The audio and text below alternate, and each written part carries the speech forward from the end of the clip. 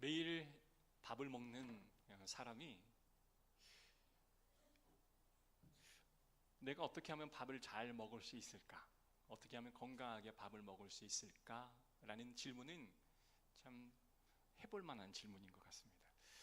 공부하는 학생에게 내가 어떻게 하면 공부를 잘할 수 있을까?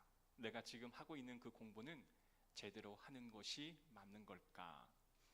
이런 질문도 참 해볼 만한 질문인 것 같아요.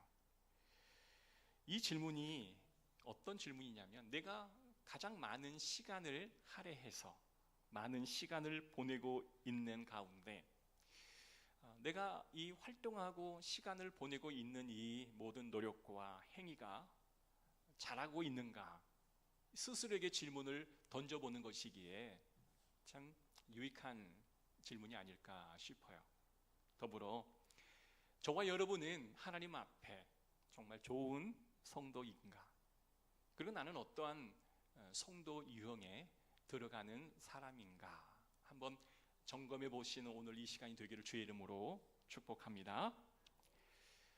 출애굽 이후에 모세가 이끄는 이 40년의 광야 시대가 지났고, 가나안 정복 이후에 350년 이어진 사사시대, 그리고 다윗의 왕정 시대, 이스라엘 역사의 흥망성쇠 속에서 하나님의 언약궤는 이방의 나라에 빼앗기고 말죠. 그리고 다시 찾아오는 질곡의 세월을 보내게 되었습니다. 이 과정에서 이 언약궤를 대하는 사람들의 유형이 너무나 달랐다라는 겁니다. 이스라엘 장로들처럼 언약궤를 미신처럼 대하는 사람이 있었고요.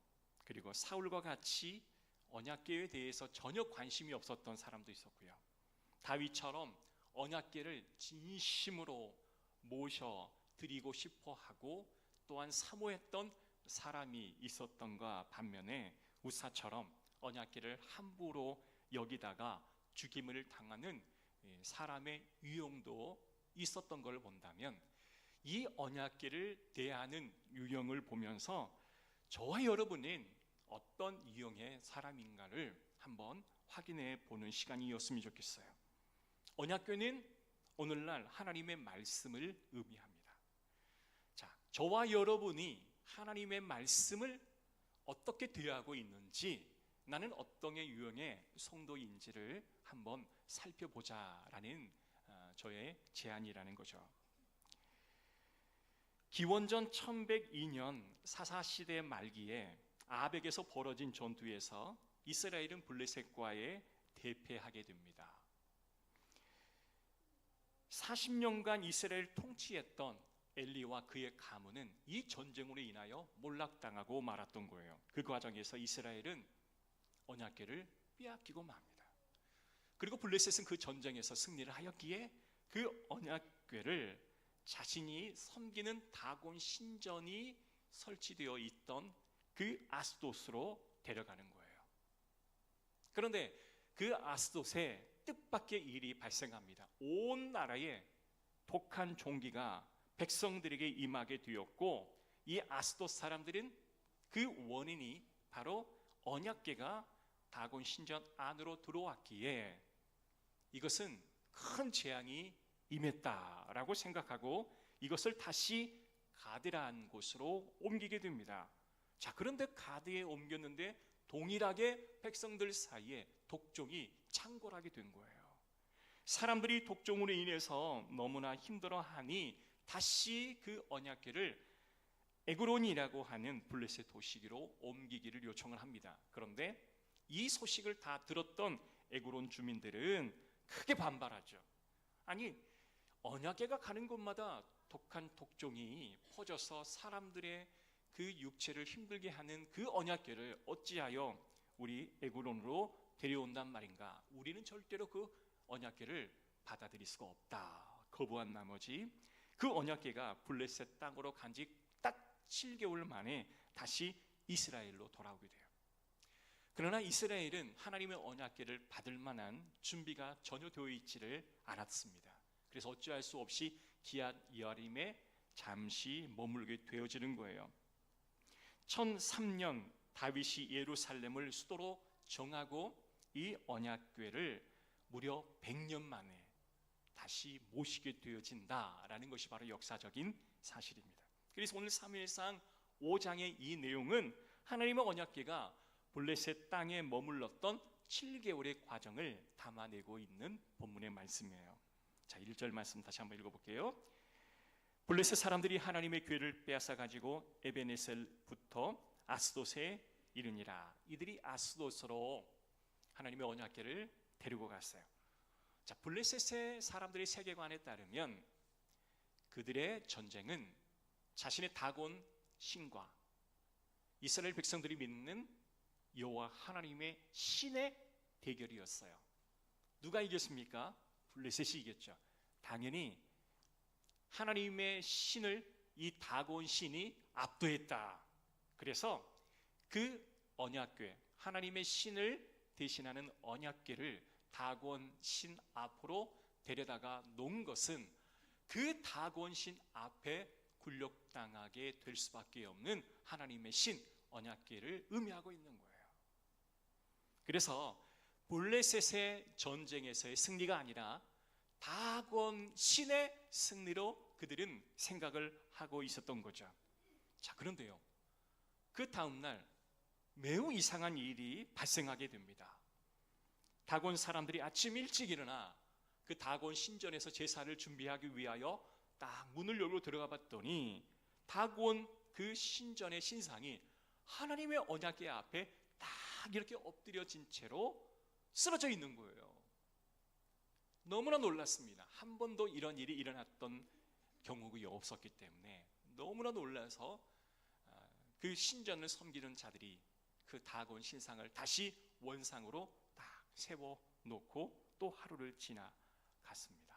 그 다음날 와봤더니 이제는 손목과 허리가 다 분질러진 채로 언약궤 앞에 엎드려져 있는 것이 아니겠습니까? 그래서 그들의 마음속에는 이제는 우연의 일치일까, 이게 갑자기 불길한 예감으로 다가오는 거예요. 자, 그렇다면 도대체 누가 이 일을 행하였을까요?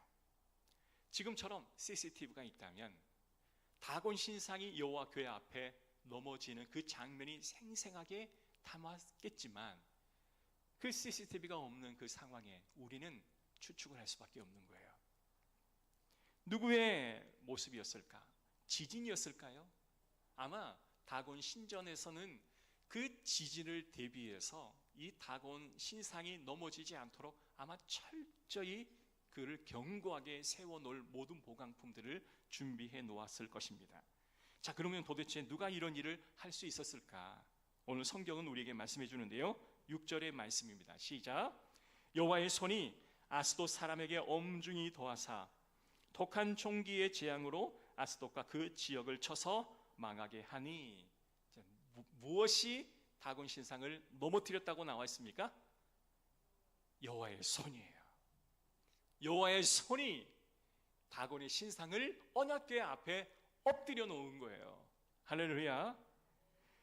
다곤 신상이 엎드려지고 독종이 온 나라에 창궐하여 백성들이 고통을 당하는 그 모든 일을 행하시는 것을 우리는 선명히 볼 수가 있었던 거예요. 여호와의 손은 눈에 보이지는 않지만 여호와의 손이 행하신 그 모든 일은 우리 눈에 확인할 수 있는 일입니다. 여호와 하나님은 우리 눈앞에 보이지 않지만 그분이 하시는 일은 우리가 매 순간순간마다 우리 눈으로 확인하게 될 줄로 믿습니다. 여러분, 그 하나님의 일하심을 오늘 이 시간도 경험하는 우리 모든 성도들이 되셨으면 정말 좋겠어요. 자, 그러면 여호와의 손은 왜 이런 일들을 그들의 신전에서 이 성읍 가운데서 행하고 계셨을까? 왜 다곤 신전을 언약궤 앞에 엎드린 채 무너뜨렸을까? 왜 그런 일을 하나님은 하셨을까? 정답은 그것입니다. 블레셋 사람들의 착각을 깨트리기 위하였습니다. 그들의 세계관은 자신이 전쟁에 이겼기에 다곤의 신이 여호와의 신을 압도했다, 이겼다, 승리했다, 이 착각을 완전히 깨부시기 위해서 하나님은 그 일을 행하셨어요. 여러분, 하나님은 때론 우리가 어떤 착각에 빠져 있을 때 그 착각을 깨기 위해서 하나님은 일하심을 보여주시곤 하는 겁니다. 왜요? 이사야 42장 8절에 보니 나 여호와이니라 이는 내 이름이라 나는 내 영광을 다른 자에게 내 찬송을 우상에게 주지 아니하리라. 자, 여호와의 이름의 뜻이 뭐냐면 스스로 있는 자이다. 하나님은 그 누군가에 의해 창조되거나 하나님 이전에 그 누군가의 존재가 있지 아니한 거로 하나님은 스스로 존재하신 분이세요.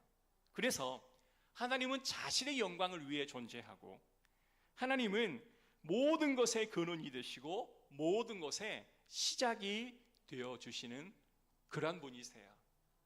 어제도 제가 장례 시간에 그 이야기했는데 창세기가 여호와 하나님이 창조하시고 야곱의 임종 그 순간까지 기록한 것이 창세기인데 하나님은 우리 인생의 처음과 끝이에요. 할렐루야. 그렇기 때문에 우리 여호와 하나님은 모든 것의 근원이시요 모든 세상 만물을 창조하신 하나님이시기에 우리 피조물로 하여금 찬양과 영광을 받으시기에 합당한 분이심을 우리는 믿어야 하고 그분이 받아야 할 그 영광을 다른 그 어떤 존재에게나 빼앗기지 않기 원하시는 분이 하나님이시라는 거예요. 바꿔 말하면 우리 하나님은 우리가 자신을 위해 새긴 어떤 우상이나 금조각이나 어떤 나무 형상이나 자기의 영광을 나눠 가질 마음이 추호도 없으신 분이세요. 그래서 인간이 우상을 숭배하는 그 모습을 바라보면 참지 아니하신 분이 바로 하나님이세요. 그래서 스스로 존재하시는 하나님은 이로 인해서 자기 자신을 뭐라고 지칭했냐? 나는 질투하는 하나님이시다. 나를 사랑하지 아니하고 다른 존재의 사랑을 나눠주는 것을 내가 허용하지 않겠노라.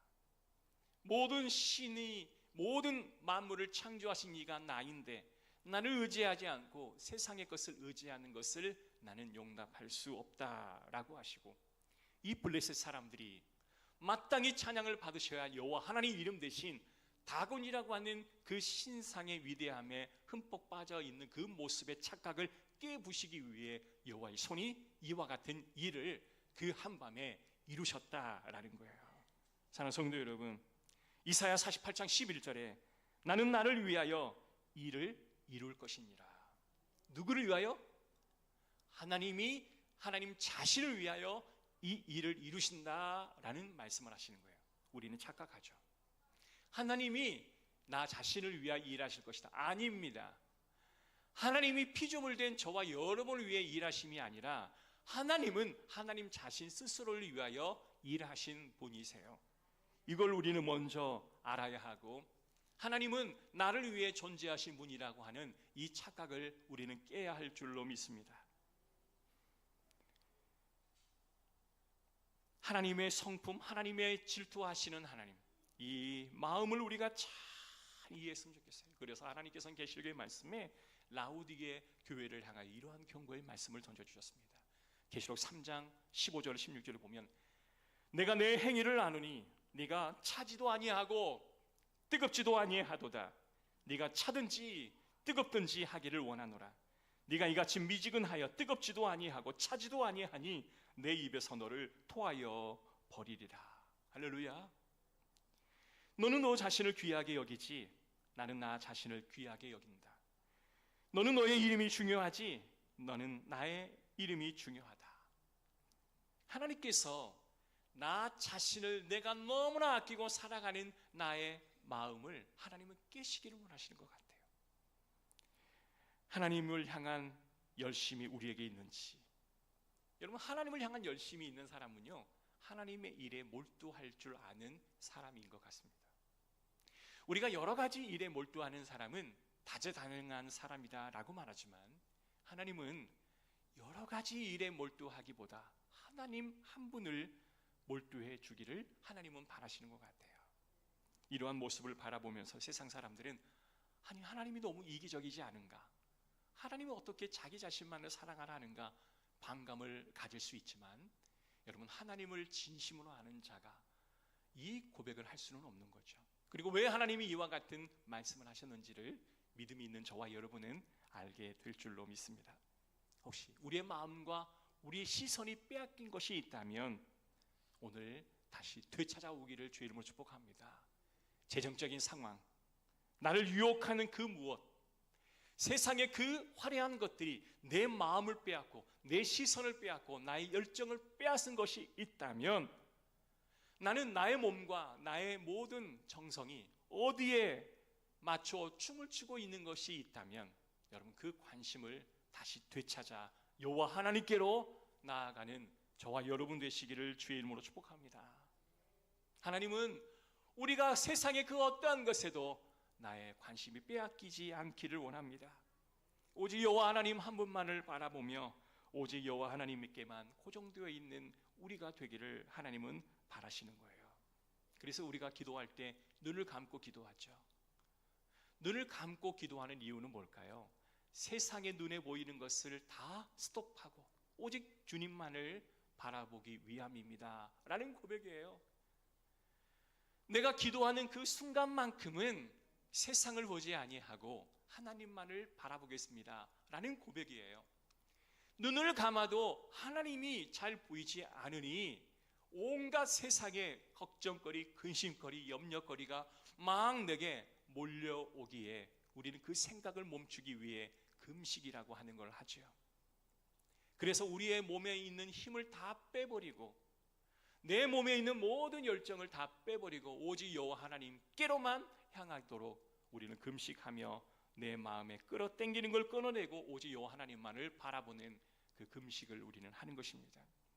여호와의 손이 다곤을 쓰러뜨리고 여호와의 손이 그의 허리를 그리고 그의 손목을 잘라내시는 겁니다. 그럼에도 불구하고 블레셋 사람들은 그 여호와 하나님의 신을 인식하지 못하고 그 다곤 신전을 성역화하여 지금까지도 그 단을 밟지 않는다, 이 어리석은 행동을 하고 있는 세상 사람들이에요. 사랑하는 성도 여러분, 이렇듯 다곤 신전을 섬기는 세상 사람들처럼 오늘날 저와 여러분도 이토록 여호와 하나님 한 분만을 바라보며 살아야 하는데 세상의 온갖 생각과 온갖 우상의 마음과 생각이 빼앗겨 돌아오지 아니한 우리의 모습을 우리는 바라보아야 합니다. 본문으로 돌아가면 결국 아스돗에서 가드로 옮기고 결정하고 에군으로 옮기겠지만 그들이 반대하여 이제 예루살렘으로 복귀하게 되었죠. 사무엘상 5장 11절의 말씀을 제가 한번 읽어드릴게요. 이에 사람을 보내어 블레셋 모든 방백을 모으고 이르되 이스라엘 신이 괴를 보내어 그 있던 곳으로 돌아가게 하고 우리와 우리 백성이 죽임 당함을 면하게 하자 하니 이는 온 성읍이 사막에 환난을 당함이라. 거기서 하나님의 손이 엄중하심으로 죽지 아니한 사람들은 독한 종기로 치심을 당해 성읍의 부르짖음이 하늘에 사무쳤더라. 질투하시는 하나님의 그 손이 오늘 저와 여러분도 향하고 있음을 우리는 인식해야 합니다. 왜 하나님께서 이 엄한 이 경고의 메시지를 우리에게 보내신 이유는 뭘까? 우리의 착각을 무너뜨리고 여호와 외에는 다른 신이 없음을 우리에게 확실히 보여주기 위함이었어요. 사랑하는 성도 여러분, 우리는 이것을 알아야 할 줄로 믿습니다. 우리의 눈을 열어 여호와 하나님을 바라보고 여호와 하나님의 거룩하심을 보고 우리의 마음이 분산되지 않고 우리의 시선이 분산되지 않기를 주의 이름으로 축복합니다. 오늘 이 예배 시간도 우리의 마음과 시선이 분산되지 않고 여호와 하나님만을 향할 수 있는 이 예배 시간이 되었으면 좋겠어요. 그것이 바로 우리의 기도문이 되기를 주의 이름으로 축복합니다. 모든 축복, 형통의 문을 여는 열쇠가 있다면 하나님이 우리에게 허락하여 주셔서 공급하는 그 열쇠가 있다면 그건 뭘까? 여러분, 하늘의 문을 열고 축복의 문을 여는 한 가지 열쇠가 있다면 그게 뭘까? 여러분, 집을 들어가려면 열쇠가 필요한 것처럼 여러분, 하나님의 문을 열려면 우리가 꼭 있어야 할 게 뭐냐면 따라합시다. 두려워 떠는 마음이다. 할렐루야. 여호와 하나님 전에 나와 그 모습 앞에 두려워 떠는 마음이 없다면 안 된다는 거예요. 여호와 하나님 앞에 두려워 떠는 마음이 있어야 하나님을 볼 수 있다라는 말씀이에요. 여러분, 하나님의 임재를 체험하기를 원하십니까? 그렇다면 가장 먼저 하나님을 두려워하는 마음이 우리 가운데 있어야 돼요. 잠언을 기록했던 저자 솔로몬은 이렇게 말합니다. 여호와를 경외하는 것이 지식의 근본이거늘 미련한 자는 지혜와 훈계를 멸시하느니라. 이 잠언을 기록했던 솔로몬은 역사상 지구상 가장 많은 부를 소유했던 사람입니다. 시간이 지남으로 그 소유와 그가 가진 모든 것에 취해서 하나님의 거룩함을 잃어버린 채 다른 우상을 바라보았어요. 그러자 그의 인생은 무의미해졌고 그의 인생은 염세주의자로 바뀌게 되어져 버리고 말았습니다. 그리고 그의 인생의 말년, 전도서 12장 13절, 그는 이렇게 깨달은 한 가지의 결론의 말씀을 우리에게 소개합니다. 일의 결국을 다 들었으니 하나님을 경외하고 그의 명령을 지킬지어다. 이게 모든 사람의 본분이니라. 솔로몬이 그의 인생의 말년에 딱 한 말씀을 하신 것이 여호와를 경외하라, 여호와 하나님을 두려워하라. 네가 예배드릴 때도 여호와 하나님을 두려워하는 마음으로 예배드리고 네가 일상의 삶을 살 때도 여호와 하나님을 두려워하는 마음으로 너희는 일상의 삶을 살아라. 여러분, 우리는 좀 무서운 사람이 우리 주변에 있습니다. 어떤 사람을 만나면 참 편한 사람이 있고 어떤 사람을 만나면 참 무서운 사람이 있어요. 자, 무섭다라는 그 말의 뜻은 그 사람이 하는 말도 무서운 거예요. 그 사람이 농담같이 던진 말이지만 그 사람이 무서우면 그 하는 말을 아주 소중하고 무게감 있게 받아들이게 되는 거예요. 그리고 그 말을 지키려고 노력하는 겁니다. 우리가 하나님을 두려워하는 마음이 있고 하나님을 경외하는 마음이 있다면 그분이 하시는 말씀을 우리는 흘려보내지 않고 경히 여기고 또한 마음에 무겁게 받아들이고 지키려고 노력하게 될 것이에요. 사랑하는 성도 여러분, 여호와 하나님을 두려워해야 합니다. 여호와 하나님이 사랑의 하나님이시고 친구 같은 분이시지만 먼저 그분이 두려운 하나님이시람을 우리가 인식하지 않으면 사랑의 하나님, 친구 같은 하나님을 도저히 우리는 만나볼 수가 없어요. 여러분, 하나님 두려움을 느끼는 저와 여러분 되시기를 주의 이름으로 축복합니다. 자, 그렇다면 하나님께서 이러한 마음으로 우리에게 또 한 번의 이야기를 하시는 게 있어요. 이사야 66장에 보면 이렇게 이야기합니다. 제가 요약을 한다면 네가 소를 잡고 네가 양을 잡아 제사를 드린다 할지라도 여호와 하나님을 경외하지 않는 상황에서 소를 잡고 양을 잡는 것은 곧 살인하는 것과 같다. 무서운 말씀 아닙니까? 아니, 구약에서는 예배가 제사였잖아요. 자신의 죄를 소나 양에 전가하여서 속죄의 제사를 드림으로 내가 죄사함의 은총을 받아 또 한 주의 삶을 살아가는 거예요. 그런데 하나님께서 여호와 하나님을 두려워하지 않는 마음으로 제사를 드리는 것은 양과 소를 살인하는 거다. 하나님 앞에 제사 드리는 것이 아니라 살인하는 거다라는 말이에요. 이 말은 오늘날 여러분이 드리는 예물이 하나님을 두려워하지 않는 마음으로 드리게 되면 이 예물은 그냥 버리는 거다라고 말씀하시는 거와 뭐가 다르겠습니까? 오늘 이 말씀을 이스라엘 백성들에게 하시는 말씀이고 저와 여러분에게 하시는 말씀인 거예요.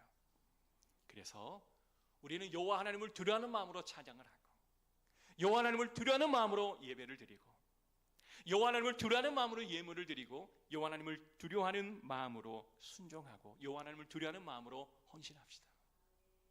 모든 교회 사역을 함에 있어서 여호와 하나님을 두려워하는 마음으로 우리는 신앙생활을 해야 할 줄로 믿습니다. 우리는 여호와 하나님을 두려워해야 하나님을 볼 수가 있고요. 하나님을 두려워하는 자는 말씀을 두려워하게 되고 말씀을 두려워하는 자는 그 말씀에 순종하는 자가 되어질 거예요. 우리가 여호와 하나님을 두려워하고 그의 말씀에 두려워하고 그의 말씀을 순종하는 자가 되어진다라고 하는 겁니다. 자, 그렇다면 내 마음에 이 두려움이 있다면 우리는 먼저 이것을 해야 할 줄로 믿습니다. 첫 번째 따라합시다. 이해가 안 돼도 순종합시다. 여러분, 우리는 합리적으로 생각해서 이해가 되면 하고 이해가 되지 않으면 미루거나 하지 않습니다. 이해가 되어야 하는 것이 아니겠습니까? 그러나 하나님께서 이렇게 말씀하셔요. 이해가 되지 않더라도 먼저 해라. 그러면 네가 이해할 수 있는 상황이 허락되어질 거다. 앞이 보이지 않는 맹인에게 진에게 침을 뱉아 눈에 바르고 가서 씻으라. 말이 안 되는 거잖아요. 말이 안 되는 거예요. 그런데 순종할 때 하나님께서는 그에게 보일 수 있는 은혜를 허락해 주셨어요. 혼인잔치에 포도주가 떨어졌습니다. 물 항아리에 물을 가득 채워라. 말이 안 되잖아요. 어떻게 물이 화학적인 반응을 일으켜서 포도주가 될 수가 있겠습니까? 그런데 순종하니 극상품 포도주를 맛보게 되는 축복을 얻게 되는 거예요. 여러분, 높고 높은 아주 요새와 같은 성주를 매일 돌고 일곱째 날은 7바퀴를 돌아라. 그럼 이게 군사학적으로 말이 안 되는 거잖아요. 차라리 도는 시간에 열심히 군사 준비를 하고 무기를 만들고 정비를 해서 하루 동안 막강한 화력으로 쏟아 부어야 일동말동하는데 매일 실없이 그 주변을 한 바퀴 돌고 7바퀴를 도는 그 행위가 말이 안 되는데도 그 행위를 했을 때 그 성이 무너지는 기적을 맛보게 되는 줄로 믿습니다. 아멘. 그래서 우리가 이해가 되지 않고 합리적으로 이성적으로 생각이 맞지 않아도 일단 순종하는 저와 여러분 되어지기를 간절히 소원합니다. 두 번째 따라합시다. 당장 유익이 되지 않아도 합시다. 우리는 당장 내게 유익이 되면 하고 유익이 되지 않으면 하지 않습니다. 우리의 계산은 빛의 속도로 빠릅니다. 내게 유익이 될지 아닐지를 우리는 귀신처럼 알게 돼요. 여러분, 우리는 정확히 그것을 파악합니다. 그러나 하나님 말합니다. 당장 이익이 되지 않아도 하라. 당장 너에게 무엇이 주어지지 않아도 하나님이 말씀하시면 하라. 아브라함에게 갈대아 우르를 떠나라 하는 이 말씀이 얼마나 힘든 순종을 요구하는 말씀이었습니까? 당장 이익이 되지 않는 말씀이지만 그는 그 말씀대로 행했어요. 그래서 하나님께서 그의 야곱의 때에 그 후손의 모든 백성, 하늘의 별처럼 바다의 모래처럼 그의 수를 많아지게 하는 축복을 우리는 지금 창세기의 말씀을 통해서 계속 배워가고 있는 상황입니다.